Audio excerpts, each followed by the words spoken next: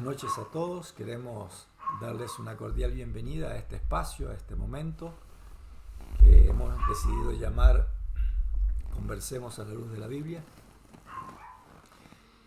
Estamos iniciando las horas del día sábado, que de acuerdo a la Biblia es el tiempo que Dios apartó desde la fundación del mundo para que nosotros podamos dedicar nuestros pensamientos y nuestra vida, por decirlo en forma amplia, ¿no? Nuestra vida a una relación de calidad, de tiempo, de cercanía con Dios, ¿no? Así es. Y una forma de hacerlo es leyendo su palabra, bebiendo de esa fuente, ¿no? que Dios nos ha dejado durante este tiempo en el que predomina el mal, ¿no? Este tiempo excepcional que la creación, que nuestra creación está viviendo. Así que le damos la bienvenida y esperamos entre todos poder ser beneficiados, ¿no? Con el mensaje que Dios tenga para nosotros, para cada uno de nosotros en este momento o cuando ustedes lo puedan escuchar después en algún otro momento. Como siempre hacemos, Dino, vamos a tener la lectura de un pasaje de la Biblia y una oración para invitar al Espíritu Santo a que guíe este momento, que dirija este momento, pero también para que esté presente en el lugar donde cada uno de ustedes estén. Hoy elegimos un pasaje que está relacionado de una manera muy importante con el tema que vamos a tratar.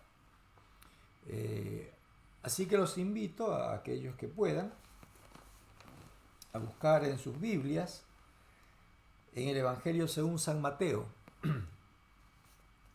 el capítulo 25. Capítulo 25 de San Mateo. Es un pasaje muy conocido y que refiere un momento importante de la historia de la redención, que es la segunda venida de Cristo a este mundo, ¿no? Así es. Dice el evangelista, relata el evangelista, cuando San Mateo capítulo 25, versículo 31. Vamos a leer el 31 y parte del 32. Cuando el Hijo del Hombre venga en su gloria y todos los santos ángeles con él, entonces se sentará en su trono de gloria. Y entonces la primera parte del versículo 32 dice, y serán reunidas delante de él todas las naciones. Amén. Con estas palabras los invito a inclinar sus rostros allí donde están, si pueden, para que nos dirijamos a nuestro Creador.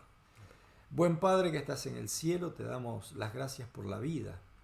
Te damos gracias por la oportunidad que nos das de encontrarnos en este momento, en este tiempo de lectura de la Biblia, de meditación sobre tu palabra. Y queremos pedir la presencia y la dirección del Espíritu Santo. Amén. Para que Él pueda abrir nuestra mente, darnos comprensión de tu mensaje y estar al lado de cada uno de nosotros. Te pedimos esto y te lo agradecemos. En el nombre de Jesús, amén. Amén. Bueno, esto es Conversemos a la luz de la Biblia. Gustavo Dorado, Dino Rosso, somos laicos, siempre lo repetimos. Nos basamos solamente en el principio de sola escritura. Este programa lo estamos haciendo los primeros y terceros viernes de cada mes, lo cual estamos tramitando un recorrido que llega a finalización en el día de hoy. Estamos transmitiendo en vivo, ¿sí? Hoy arrancamos un poquito más tarde, hubo algunas complicaciones, ahí arrancamos más tarde, pero hoy estamos llegando al final de una serie que se dio en llamar Seréis como Dios, en recordación a esas palabras del primer engaño que tuvo Eva en el comienzo de la creación.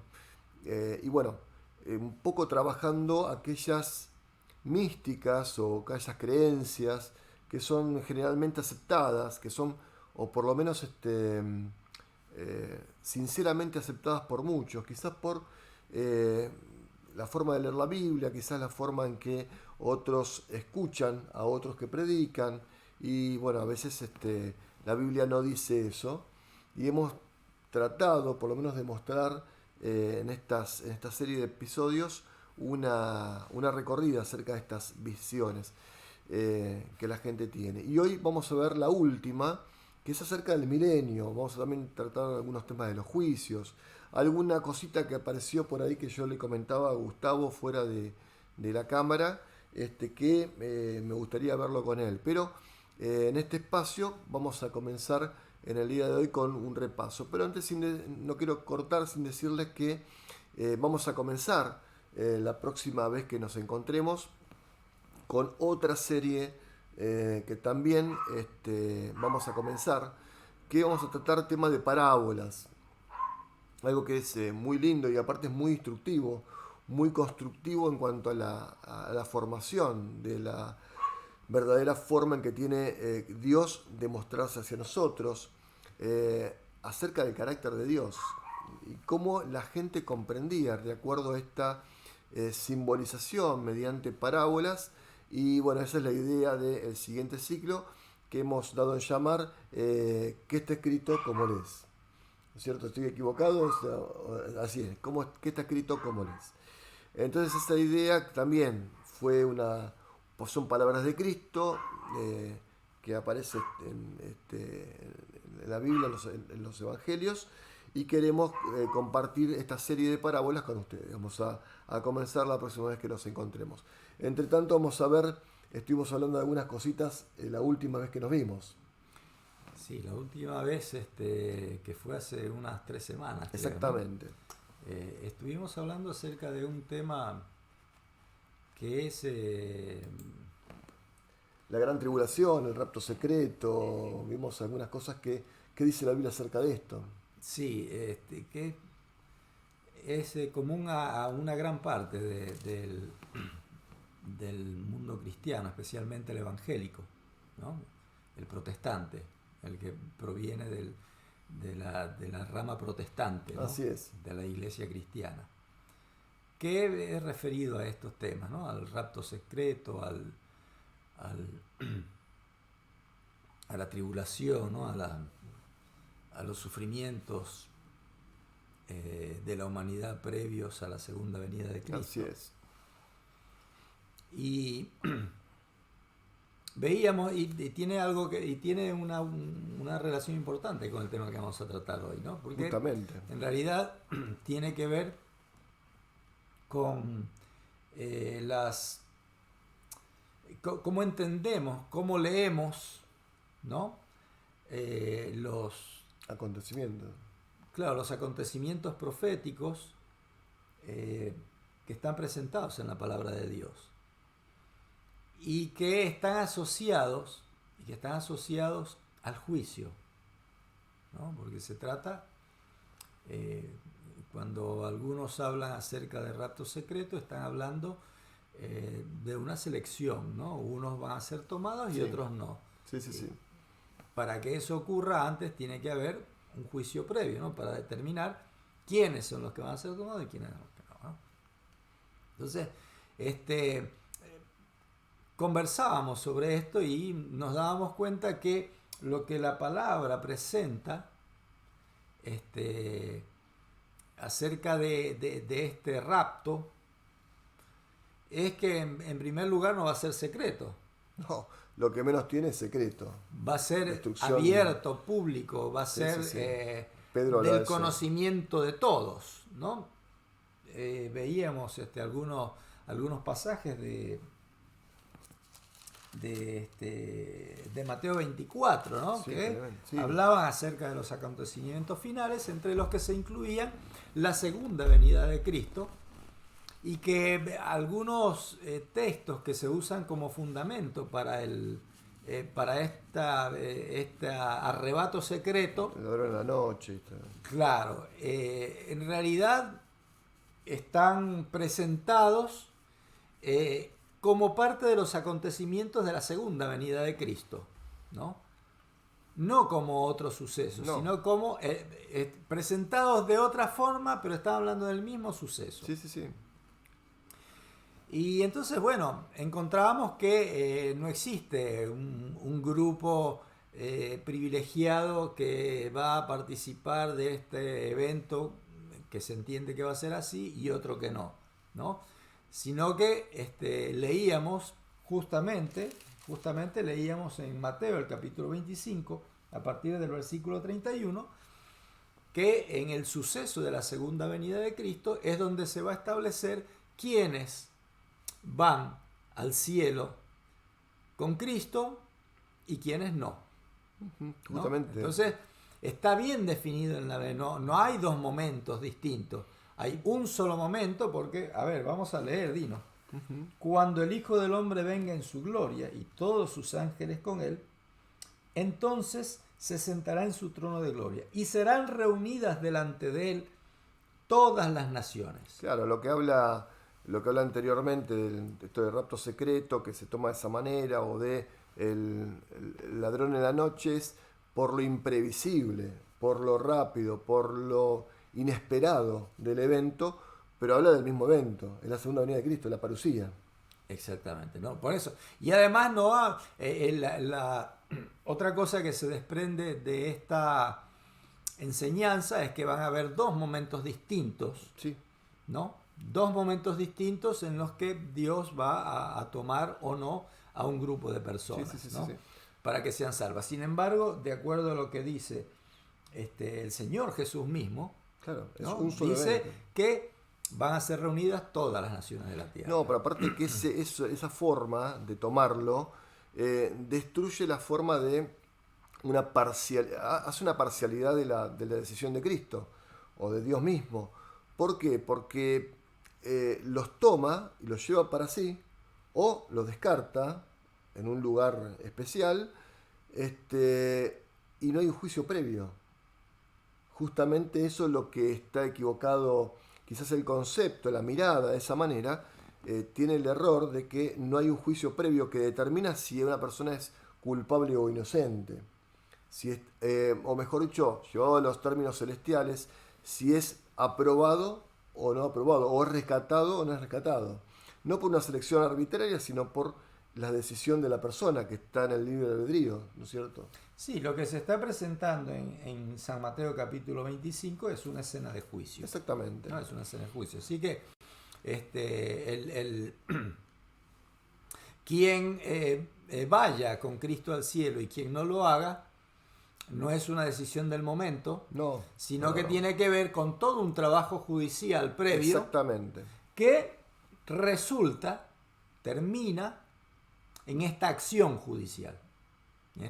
O sea, previa investigación judicial, termina en una acción judicial, ¿no? ¿Cuál es la investigación judicial? Y bueno, aquella que inició al final de los 2300 tardes y mañanas. Que habla Daniel.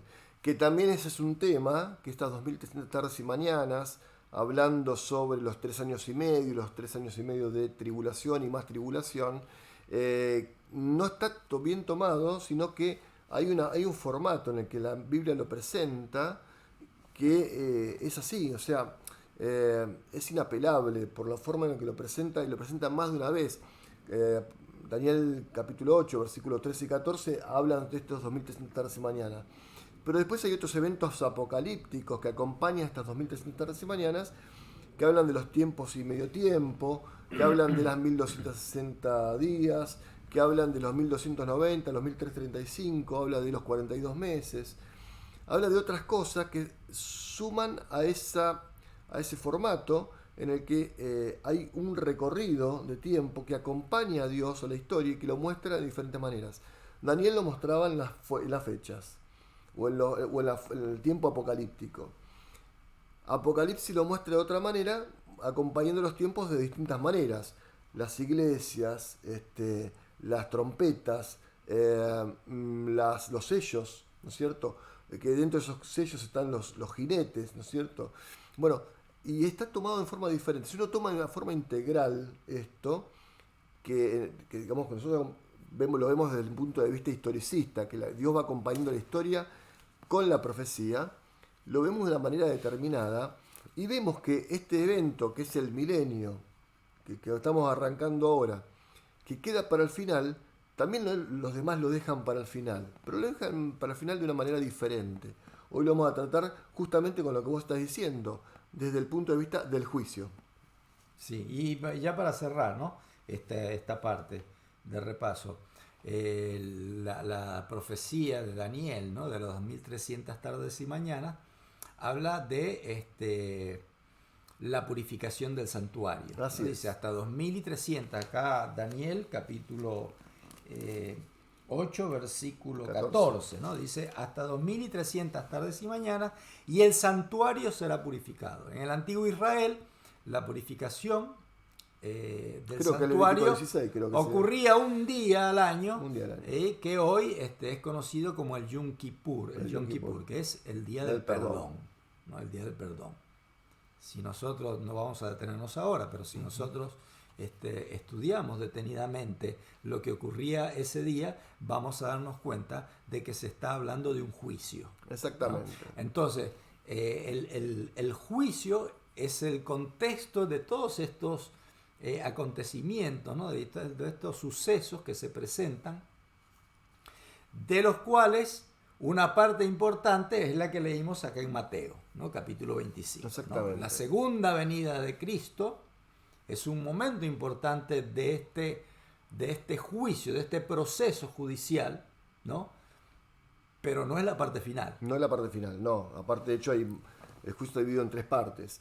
Pero aparte hay una cosa fundamental. Cuando uno estudia estos temas tan importantes que son del tiempo del fin, no los puede estudiar solos. Hacer una exégesis o una hermenéutica de un versículo, de un conjunto de versículos aislados, pueden llevar a conclusiones erróneas porque la mirada no es integral. Y la Biblia, como tenemos el principio, como todos lo hablan, de que no se contradice, la Biblia tiene un contexto todo interaccionado, todo interrelacionado. Entonces, cuando uno estudia Daniel, tiene que estudiar Apocalipsis, pero cuando uno estudia Daniel y Apocalipsis, también tiene que estar integrado con otras cosas, con otros elementos que forman parte del plan de salvación. Por ejemplo, Levítico y Hebreos. Y ese conjunto, esa exégesis que uno puede sacar de ese conjunto de cosas, no tiene por qué estar enfrentado o estar equivocado. Si uno toma la exégesis completa de eso, nos va a dar una respuesta mucho más clara, más histórica, más certera y más completa de la situación. Y creo que esa es la manera que, por lo menos la que hemos tomado nosotros, de poder estudiar la Biblia y que ubicar en tiempo cada uno de estos eventos. Comentábamos antes, el milenio o el era milenial, ¿sí? O los 1000 años, porque la palabra milenio y milenial no están en la Biblia, pero sí está la palabra 1000 años. Estos 1000 años que están en la Biblia aparecen 6 veces en el Apocalipsis, ¿sí? Aparecen 6 veces en los versículos del 1 al 7, aparecen 6 veces. Ahora, dentro de estas, lo ubica, si uno viene en el relato del capítulo 19 de Apocalipsis, viene hablando ya de ciertas cosas que van sucediendo, ¿no es cierto? Y a continuación relata esto que es Apocalipsis capítulo 20 y que se extiende hasta capítulo 21, versículos del 1 al 5.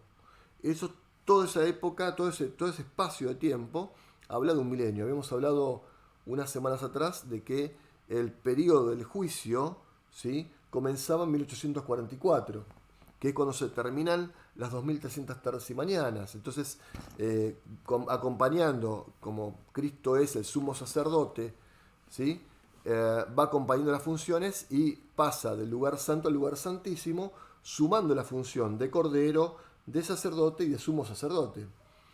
En esa instancia ya, ahí, comienza el juicio investigador. Le hemos dado en llamar juicio investigador porque comienza lo que dice Daniel, el capítulo 7. El anciano se sentó y los libros fueron abiertos. ¿Por dónde arranca? Y arranca por las almas, por las personas que ya no están, que están en el descanso, que nada conocen, nada saben. Y arrancan por esas personas que ya el tiempo de gracia se les ha terminado. Y ahí arranca. No quiere decir que, como habíamos dicho, nuestro nombre esté pasando en este momento por la mirada de los juicios. En algún momento va a pasar. En algún momento va a pasar, pero cuando ya no tengamos, cuando ya tengamos el tiempo de gracia cerrado. Ahora, es muy interesante porque hay una lógica en todo esto, que es, el juicio tiene que ser previo a la condena. Claro, la condena es una parte del proceso Es una parte judicial, procesal. pero Pero al final, antes tiene que haber claro, una etapa de de investigación, investigación. ¿no? Porque se necesita información, el juez necesita Es información que, para determinar claro, si alguien es culpable o no. el proceso de un juicio no es diferente a lo que nosotros tenemos sabido, quizás acá está tenido de otras cosas, pero hay un juez, hay un acusado, hay un fiscal, hay público que ve, porque aparte es un proceso judicial penal, porque va en la vida de las personas que están a cargo de esto. El juicio es penal, no hay otra vuelta, y es de carácter público, como dirían los abogados, lo cual esto es para todo, no solamente los seres creados que están en la Tierra, es para el universo completo. Esto está mirando el universo completo. Cuando dice el anciano de día se sentó y los libros fueron abiertos, no es solamente para un grupo de seres, es para todo el universo. Lo que se está jugando acá es otra cosa. No es si soy salvo o no soy salvo, ¿sí? Sino es si Dios, al tomar nota de quién se tenía que salvar o no, está en lo correcto y su carácter es probo. Bueno, vamos a ver si podemos referenciar este Sí, momento en la Biblia. en la Biblia, ¿no? El libro de Daniel es muy importante porque habla acerca hace un resumen, ¿no? Muy a grandes rasgos de la historia de la humanidad, Así es. ¿no? De la época del pecado. Daniel, capítulo 7, es la profecía donde aparecen las bestias. Previa a eso está la profecía del capítulo 2, que es la de la imagen, el sueño de Nabucodonosor, Sí. ¿no? Y entendemos que las siguientes profecías del libro de Daniel, o que tuvo Daniel, las siguientes visiones que tuvo Daniel, en realidad son desarrollos, ampliaciones del sueño que tuvo Nabucodonosor. Sí, sí, sí, ¿no? sí. Entonces, fíjense que Daniel 7, que es la primera ampliación, ¿no? del sueño, Sí, de sí. la visión, de la Tiene profecía, 4 profecías, Daniel. lo que en Daniel 2 eran diferentes partes Los del cuerpo y poderes. diferentes metales, Sí. ¿no? Acá son bestias. Y entonces, bueno, pasan las cuatro, no vamos a leer todo el capítulo, pero pasan las 4 bestias. Y dice, la última bestia es aquella que era descrita por el profeta como espantosa y terrible, que representaba al imperio romano. Primero el imperio terrenal romano, y luego con la aparición de ese cuerno pequeño habla de otro tipo de fuerza. De fuerza, ¿no? Una fuerza espiritual. Y entonces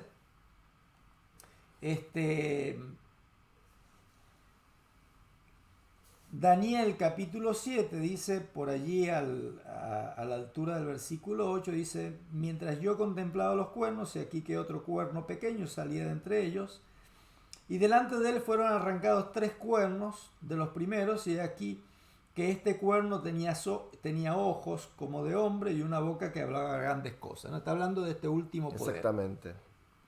Dice el versículo 9: estuve mirando hasta que fueron puestos tronos y se sentó un anciano de días, cuyo vestido era blanco como la nieve y el pelo de su cabeza como lana limpia. Su trono llama de fuego y las ruedas del mismo fuego ardiente. ¿No? Y entonces dice el versículo 10: un río de fuego procedía y salía de delante de él, millares le servían y millones de millones asistían delante de él. Y entonces termina diciendo el versículo 10: el juez se sentó y los libros fueron abiertos. Claramente. Esto en la profecía de Daniel un poco más adelante es el fin del periodo de los 2300 tarde y mañana. Así es. 1844 está indicando este momento, el inicio de un juicio. Ahora, a esta parte investigativa, ¿no?, que nosotros lo llamamos el juicio investigador, sigue otra parte que es la parte de la sentencia, Exactamente. la conclusión, ¿no? Y esa parte es la que leímos allí en Mateo capítulo 25. Mateo capítulo 25 también muestra una escena de El juicio de las naciones se llama. Exacto. El capítulo. En sus Subtitulado, Biblias va a estar como el juicio de las naciones. está subtitulado como el juicio de las naciones. Y entonces, lo que está presentado allí es un juicio, Tal cual, sí, una ¿no? escena de juicio Y completo. entonces, pero este juicio ya no es un juicio investigativo, porque todo eso fue previo. Exactamente. Esta etapa del juicio es la etapa donde se decide la sentencia sobre cada uno. Entonces, si nosotros leemos San Mateo, capítulo 25, vamos a encontrar que está describiendo esta etapa del juicio, porque dice: serán reunidas delante de él todas las naciones y apartará los unos de los otros como aparta el pastor las ovejas de los cabritos. O sea, está haciendo una distinción entre los seres humanos, ¿no? Sí, y entonces a unos los coloca a su derecha, ¿no?, y les dice: venid benditos de mi Padre. Y a otros les dice, los coloca a su izquierda y les dice: id al fuego eterno preparado para Satanás y sus ángeles. 25:41, sí. Exacto. Entonces, esto es el momento de la sentencia y parte ya adelantada de la ejecución de esa sentencia. Sin embargo, todavía falta otra parte del juicio. En cuanto a los seres humanos, en cuanto a nosotros, Dino, esto ya está decidido. Si bien faltan algunas otras formalidades, digamos, del juicio, el juicio ya está al final para nosotros. Y te quería agregar algo más a lo que vos estás diciendo, porque decís, bueno, está bien, los que ya no están, los que ya pasaron al descanso, van a ser juzgados en este tiempo, y a medida que van pasando al descanso, pueden estar siendo juzgados también. Entonces, hasta que muera el último, o Cristo venga antes, ¿cómo es entonces? Cuando viene Cristo, ¿cuándo tiene el tiempo de juicio? Bueno, hay un tiempo final que se llama el cierre del tiempo de gracia, que en ese tiempo de gracia se van a juzgar seguramente los que viven, los que hayan quedado, y que parte de ese texto es lo que vos estás diciendo ahí, cuando divide los cabritos de las ovejas, de los corderos, y que yo quería comentar que hay dos lugares más en la Biblia donde habla de esto. Uno es en Daniel y otro en Apocalipsis, y dice así: Daniel 12, dice, me estoy yendo muy de tiempo, y respondió: anda Daniel, pues estas palabras están selladas hasta el tiempo del fin, o sea que estas partes va a ser en el tiempo del fin, ¿sí? Él no va a saber nada, por lo que dice acá, dice: muchos serán limpios, emblanquecidos, purificados, los impíos procederán impíamente, y ninguno de los impíos entenderá, pero los entendidos comprenderán. Y la otra parte donde dice esto es en Apocalipsis capítulo 22, 10 y 11, que dice: y me dijo, no selles las palabras de la profecía, porque esto está diciéndoselo a Juan, que él sí estaba en el tiempo del fin, ¿no es cierto?, como nosotros, pero faltaba bastante tiempo, y en realidad comenzaba el entendimiento acá. Dice: porque el tiempo está cerca. Dice: porque el que es injusto sea injusto todavía, y el que es inmundo sea inmundo todavía, y el que es justo practique la justicia todavía, y el que es santo santifíquese todavía. O sea, hasta ese momento está el tiempo de gracia, pero ya finalizado el tiempo de gracia, antes, previo a la venida de Cristo, ya no va a haber más posibilidad de creer o de dejar de creer. Ya el que es justo va a ser justo, y el que es injusto va a estar condenado a seguir siendo injusto. Bueno, y entonces ahora pasamos, Dino, al tema que nos ocupa hoy, ¿no?, que es el milenio. Exactamente. La pregunta sería, bueno, y porque si nosotros leemos Apocalipsis 20, sí, que es donde está presentado, uno de los lugares donde está presentado este periodo de tiempo, tal cual, sí. También se presenta una escena de juicio. Tal cual, ¿no? Dice... El versículo 11 y 12 están ahí. Pero también el 4, dice, ¿no? Y vi tronos y se sentaron sobre ellos los que recibieron facultad de juzgar. Y eso es importantísimo, Gustavo, porque presentar facultad de juzgar significa que vos podés tomar una condena sobre eso, podés tomar una posición sobre eso. Hoy no estás en posición de tomar una decisión.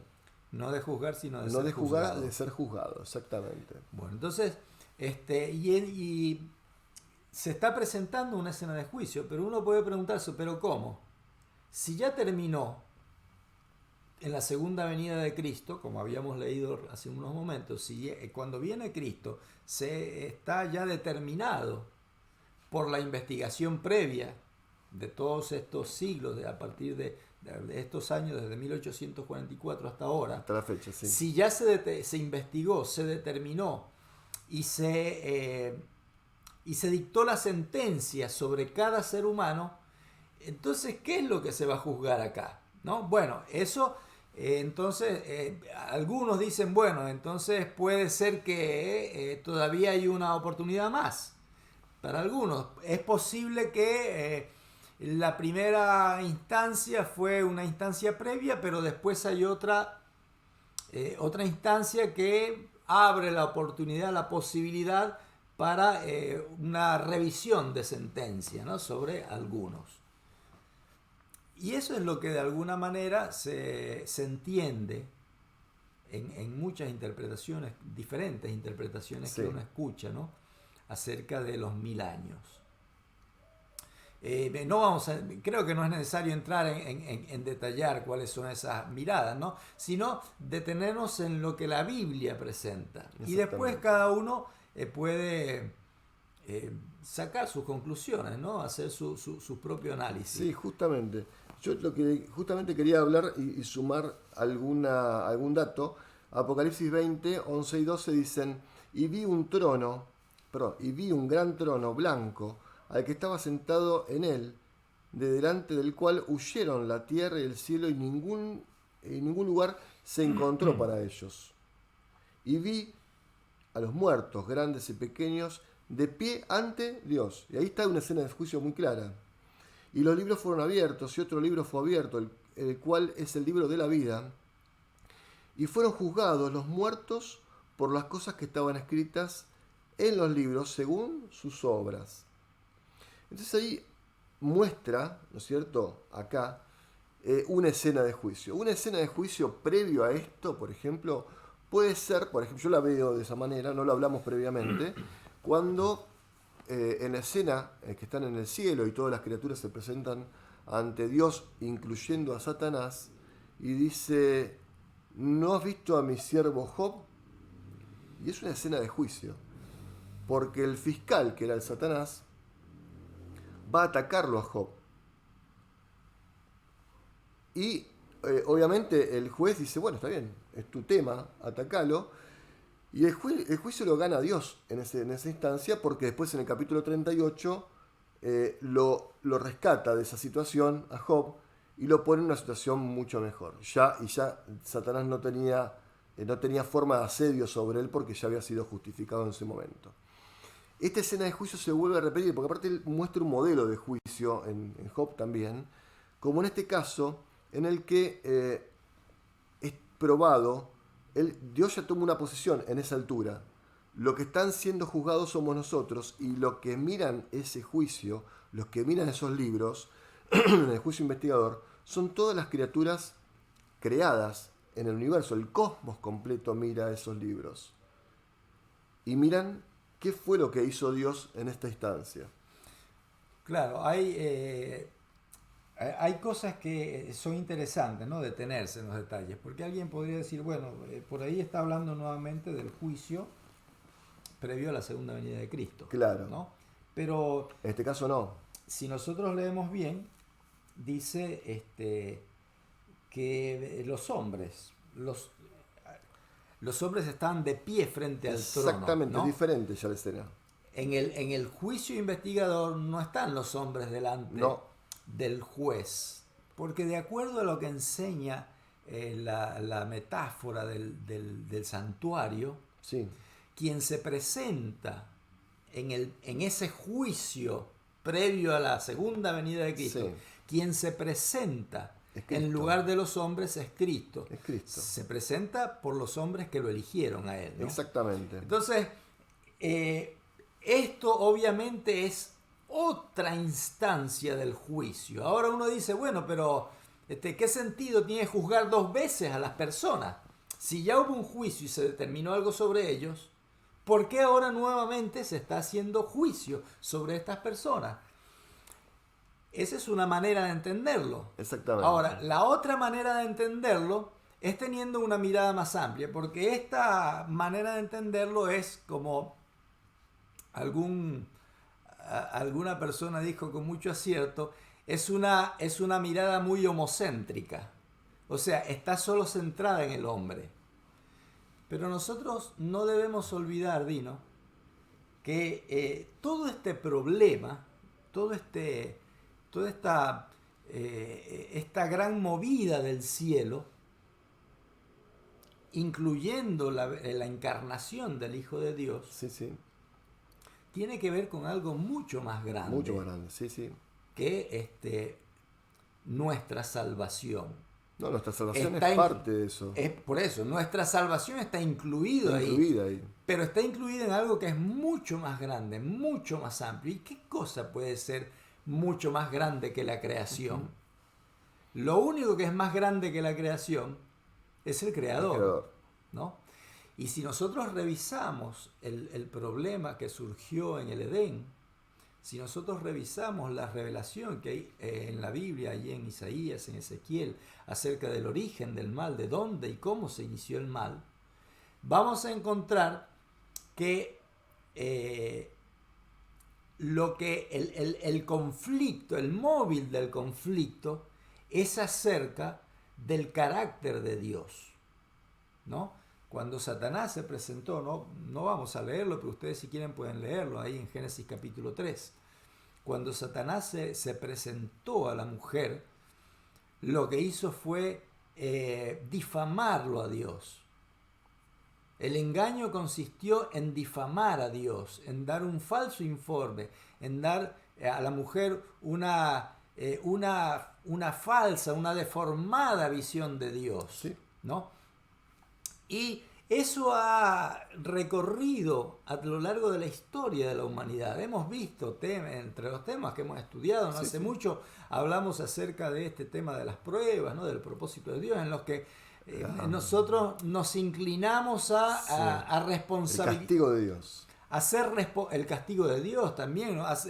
Nos inclinamos en forma natural a responsabilizar a Dios por las cosas que nos suceden, ¿no? Y en realidad lo que está sucediendo es que nosotros estamos juzgando a Dios, pero estamos juzgando a Dios desde la ignorancia acerca de Dios, y entonces siempre nos equivocamos. Pero ahora, en este juicio que se presenta aquí en el capítulo 20 de Apocalipsis, nosotros vamos a juzgar a Dios. O sea, Dios va a ser juzgado, el carácter de Dios va a ser juzgado con los libros, con los registros, con evidencia, con pruebas concretas, no con lo que nos parece, con lo que alguien nos dijo, con la emoción que tengamos en el momento, con el estado emocional, con el estado anímico, sino con evidencias, con pruebas. ¿Cómo vamos a juzgar a Dios? Bueno, viendo si lo que Él decidió sobre cada ser humano está bien o está mal. Sí, hay una cosa que también es importante, porque estamos hablando de la vindicación de la reputación de Dios, del carácter de Dios, de cómo los seres creados, cómo su creación ve a su creador. Y aquí tiene que estar conformado, ¿sí? en la memoria de todos los seres creados, ya sea de acá o de otros lugares, el completo convencimiento de que Dios es un Dios justo. Ahora, ¿cómo lo hace Dios? Bueno, en estas dos etapas de juicio. Una es para todos los seres creados, que no son humanos, para los cuales los libros fueron abiertos primero, en este 1844. Y la segunda parte, que es en el milenio, por eso dice el versículo 4 que los hombres recibieron la capacidad de juzgar. El hombre estaba de pie, ya con la capacidad de juzgar, pero ¿a quién? A Dios. Porque son los únicos que faltan convencer de que Dios hizo lo justo, ¿sí? sobre la decisión que tomó antes de 1844. Y además, perdona, te interrumpo, el juicio de estos Sí. salvos tiene doble peso. Exactamente. Porque no solamente son jueces, sino que además Fueron parte. son testigos presenciales, Presencial, ¿no? exactamente. De todos estos sucesos. Esto por los cuales se coronaría, está juzgando claro, a esto Dios. coronaría el juicio completo a Dios. Y no es una locura, no es una herejía pensar de que el juicio que se está llevando a cabo, ¿sí?, es a Dios. Porque Dios lo que muestra es lo que, abriendo los libros, es mostrando acerca de lo que Él hizo a partir de la contingencia del pecado, del intruso del pecado.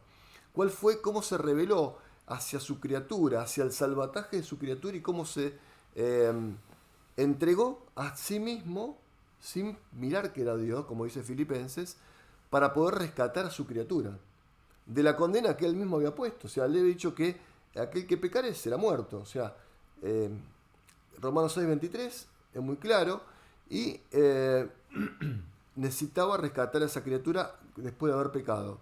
¿Por qué pecó? Bueno, eso es un misterio, y Pablo habla del misterio de la iniquidad. Eso lo veremos en algún momento, algún día, nos lo explicará Dios y no sé si lo podremos entender. Lo que sí sabemos hoy es que Dios lo que necesita es que seamos testigos de Él por todo lo que ha pasado. Y que al final de todo, cuando nadie haya duda de ninguno, bueno, ahí se va a llevar la tercer parte del juicio, el juicio ejecutivo. El juicio, la ejecución de La la ejecución de la sentencia, la sentencia. ejecución final de la sentencia. Exactamente. ¿No? Que ya en parte ha sido llevada adelante, ¿no? Pero falta exterminar el mal. Erradicarlo completamente. Erradicarlo. Bueno, ahora hay varias cosas que podemos... Esto es una cosa muy extensa y que va a dar para estudiarlo por la eternidad, ¿no? Pero yo estaba pensando, ¿no? En estos días estaba pensando, y creo que lo habíamos conversado en algún momento, ¿no? Sí. Acerca de la grandeza de Dios, ¿no? Porque fíjense que bastaron unos minutos, ¿no?, para poner en duda el carácter de Dios. Sí. ¿No? Ahí, si nosotros vamos al relato de Génesis, el capítulo 3, palabras más, palabras menos, ¿cuánto pudo haber demorado? O sea, ¿cuánto tiempo pudo haber llevado esa conversación?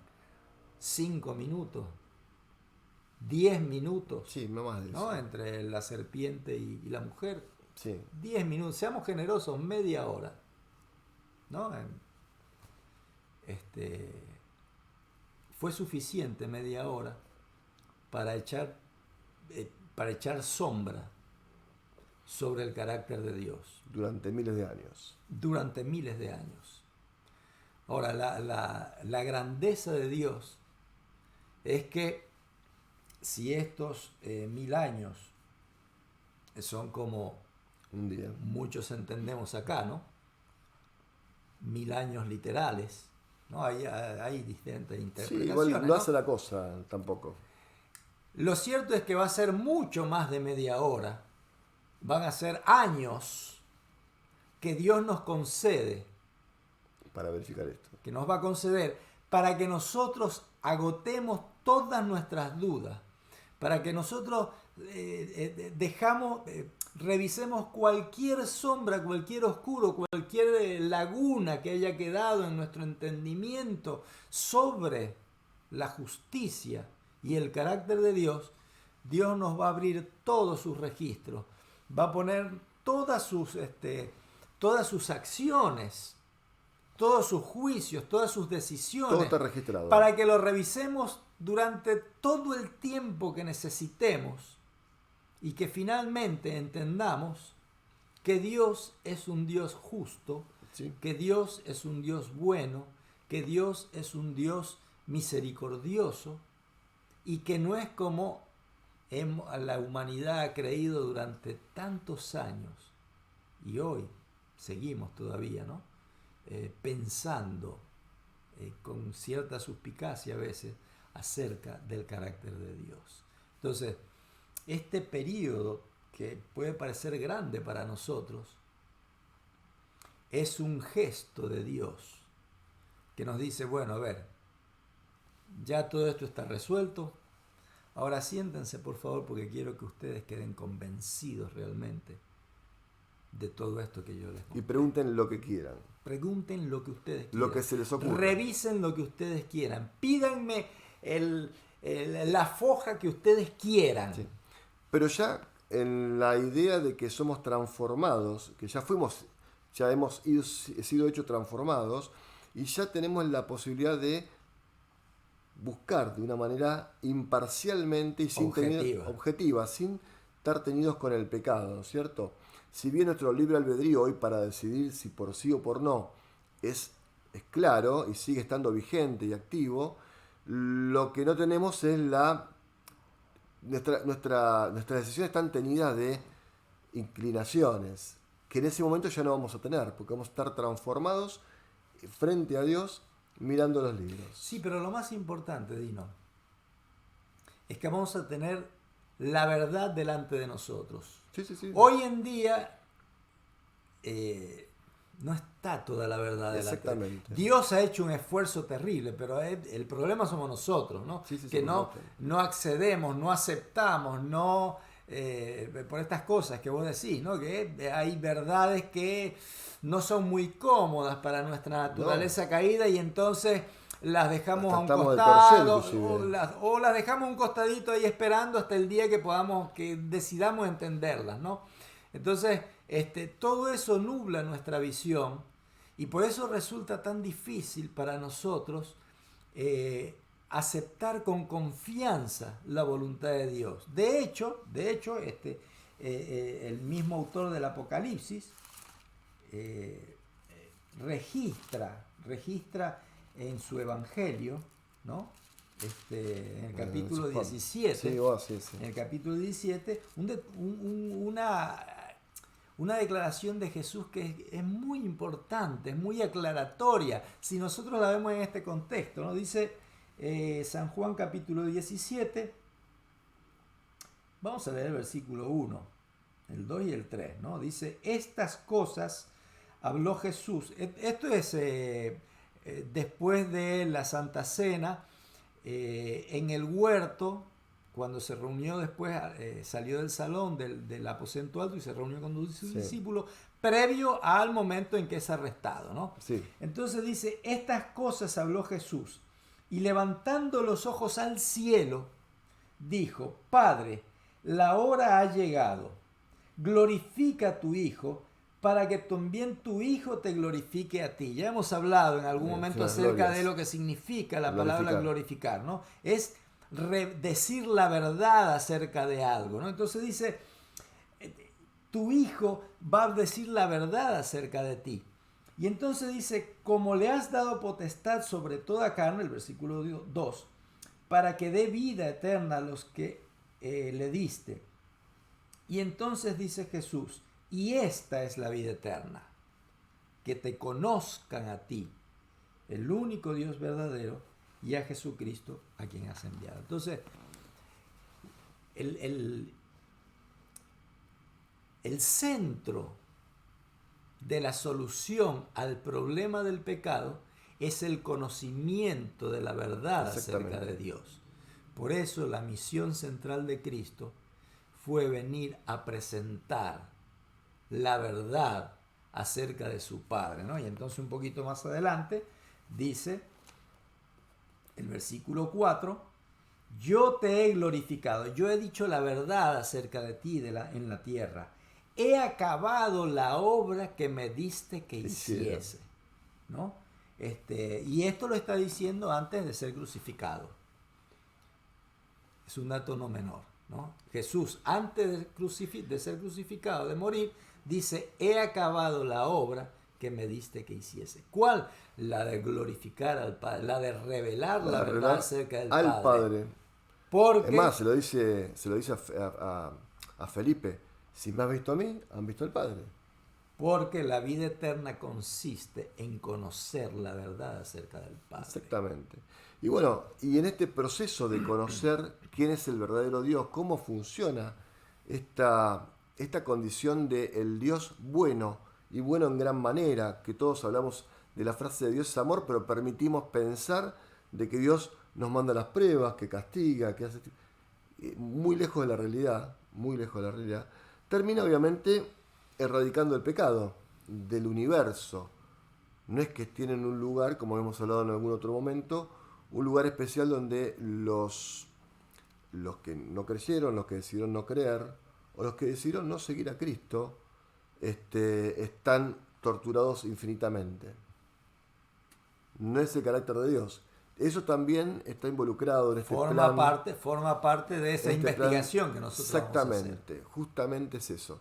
Entonces acá se termina el tiempo de la revisión, porque se llama, nosotros le hemos dado en llamar el juicio de revisión. Primero el juicio investigador, después el juicio de revisión. Entonces, de esta manera, con el juicio de revisión terminado, está mirado por toda la criatura, por todas las criaturas de la creación, que Dios es probo, que es correcto, que Dios es el verdadero amor, que Dios es justo y en gran manera justo. Que su ley es justa. Que su ley es justa. Entonces acá también hemos hablado también sobre los libros. Está el libro de la ley, que es el parámetro en el cual vamos a juzgar. Vamos a juzgar por los libros de los nombres que están escritos en el libro de la vida. Está el libro de las obras también. Hay un montón de otros datos, ¿sí?, que habla la misma Biblia, por el que vamos a revisar. Por eso los libros fueron abiertos. Y también un libro que es el libro de la vida, dice, separándolo de los otros que estaban también ahí a la mano. Y termina este tiempo de gracia. Este tiempo de mil años. Entonces la ciudad baja. Y en ese momento, dice Apocalipsis 20, dice que van a resucitar, que es la segunda resurrección, que es la que dice que va a ser para vergüenza eterna. Y esta vergüenza eterna, porque la vergüenza eterna está en haberse separado de Dios, no que va a sufrir eternamente y por eso va a tener vergüenza. No pasa por esa vergüenza, sino que van a destruirse, porque la vergüenza fue haberse separado de Dios, haber dudado de que Dios no era justo. ¿Y cómo termina esto? Y termina con la destrucción de toda la maldad. Pero no solamente de la maldad y preserva a la criatura, porque la criatura fue la que decidió no creer.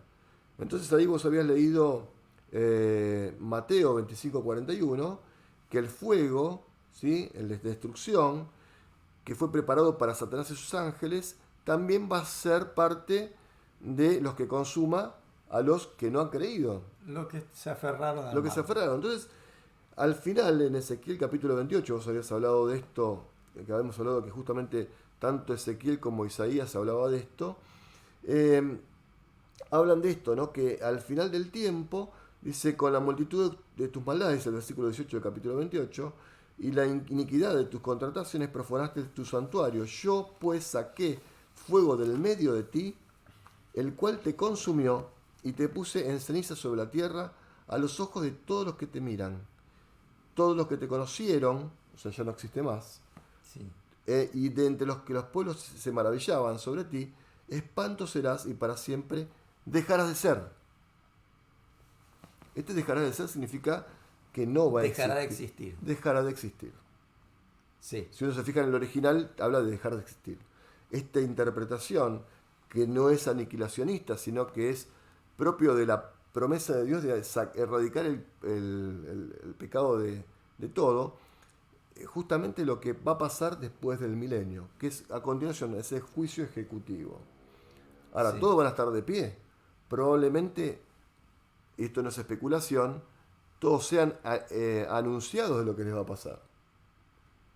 Sí, al final, ya hacia el final del capítulo 20, después de ese juicio, Sí, después de ese juicio, que en mi Biblia está, en la versión Reina Valera, está subtitulada como Juicio entre el gran trono blanco, y que ya entendimos de que no se trata del juicio previo a la segunda venida de Cristo, No. sino que es otro Posterior. juicio. Y entonces fíjense que continúa diciendo, ¿no? Y el mar está hablando de otra resurrección. otra resurrección. Dice, Bueno, sí, el mar entregó sus muertos, exactamente. y la muerte y el Hades entregaron los muertos. Es la segunda resurrección. Sí, que ¿no? lo dice al comienzo del capítulo. Exacto. Y por Y eso otros libros. hay otro libro que dice, bienaventurados Lo que, los que resuciten en la primera resurrección, porque en la segunda... sí, el capítulo del versículo 5. Claro, pero los otros muertos no volvieron a vivir hasta que se cumplieron 1000 años. La resurrección esa, no la de los 1000 años después, es la primera, ¿no? Y entonces dice, bienaventurado el santo que tiene parte en la primera resurrección. Exactamente. Y entonces dice, versículo 6, ¿no? También, la segunda muerte no tiene potestad sobre estos, sino que serán sacerdotes de Dios y de Cristo y reinarán con él 1000 años, para lo que ya hemos dicho, ¿no? Bueno, claro, pues este versículo está en concomitancia con otro capítulo atrás que vamos a ser reyes y jueces. Claro. ¿Sí? Por la eternidad. Bueno, pero entonces yo quería volver acá al versículo 13, ¿no? Y en adelante, ¿no? Dice, esta es la segunda resurrección. El mar entrega a sus muertos, la muerte y el Hades entrega a sus muertos. Y entonces dice, y fueron juzgados cada uno de ellos según sus obras. Es este juicio del gran trono blanco. Exactamente. Y entonces dice, y la muerte y el Hades fueron lanzados al lago de fuego. La muerte fue lanzada al lago de fuego, el Hades fue lanzado al lago de fuego. Y entonces dice, esta es la muerte segunda. La muerte final. Y es más, y te dice la causa, dice, y el que no se halló inscripto en el libro de la vida, hablando de quién, de los hombres que no quisieron aceptar el mensaje, lanzado también al lago de fuego. Y eso lo dice el versículo 15. Que es la muerte segunda. Y ahora, Malaquías 4, versículo 1, dice, porque he aquí viene el día ardiente como un horno, y todos los soberbios y todos los que hacen maldad serán estopa aquel día, que vendrá, los abrazará, ha dicho Jehová de los ejércitos, y no les dejará ni raíz ni rama. No es aniquilacionista, es producto de esto que Dios erradica al mal de todo. Sí, de todo. Y entonces esta muerte segunda es de la que habla, por ejemplo, el Señor Jesús en San Juan 3:16, cuando dice que Dios amó de tal manera al mundo para que todo aquel que crea no se pierda. Y cuando dice no se pierda significa destruido ahí, ¿eh? Se fijan por favor Ya está, en lo original. desapareció, no es más, ¿no? Sí, no es más. Y es la misma de la que Dios habló a nuestros primeros padres cuando le dijo, no comas del fruto de este árbol, porque ciertamente porque el día que comas de ese fruto, ciertamente moriréis. O sea, verdaderamente moriréis. No es que tu cuerpo va a desaparecer y vas a estar flotando. No. Era la sentencia que yo te había dicho al comienzo.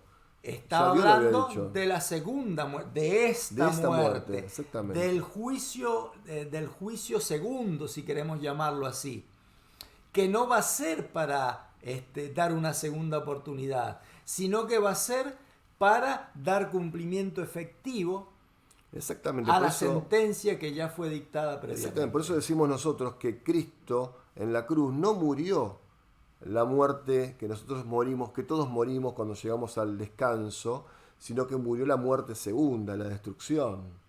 Esa muerte murió Cristo para que nosotros podamos acceder a la primera resurrección y estar con Cristo siempre. Según Isaías 53, Él tomó nuestro lugar. Exactamente. Tomó nuestro lugar para que nosotros ocupemos el de Él. Exactamente. Que es el de tener un beneficio que no merecemos.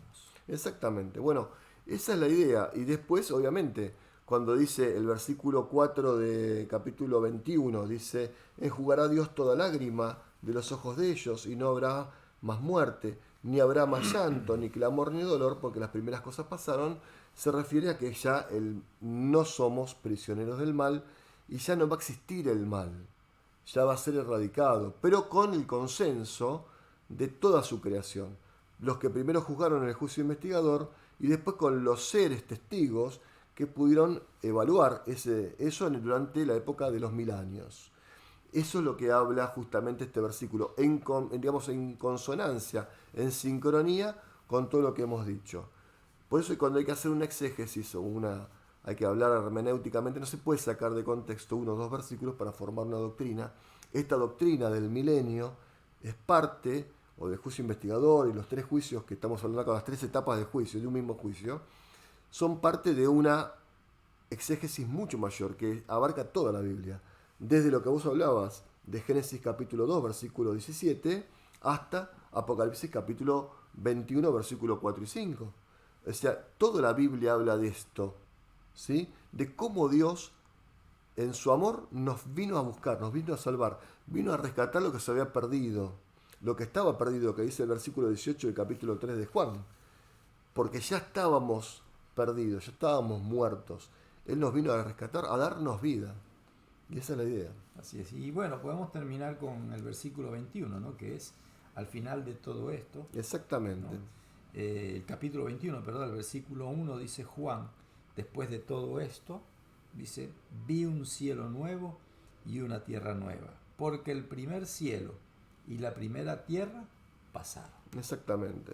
Un nuevo comienzo. Amén.